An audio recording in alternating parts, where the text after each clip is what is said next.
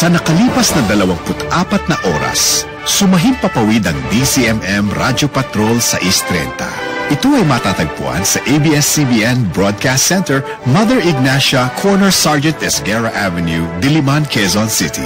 Ang aming 50 kilowatt transmitter ay matatagpuan sa Navarrete Street, Panghulo, Obando, Bulacan.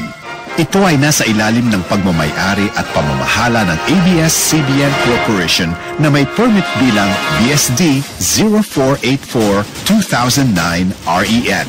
Ang Technical Division ay pinamumunuan ni na Engineer Bernie Acosta, ECE 6672, at Erwin Francisco na may ECE 7921. Pawang lisensyado ng Professional Regulation Commission.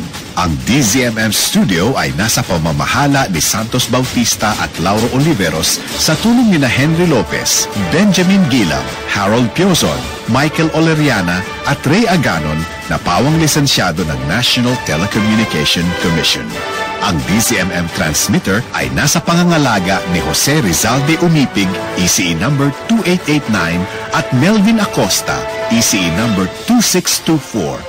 Sa tulong ni Noli Reforma at Robert Españo na pawang lisensyado ng National Telecommunication Commission. Mga kababayan, ang pambansang awit ng Pilipinas.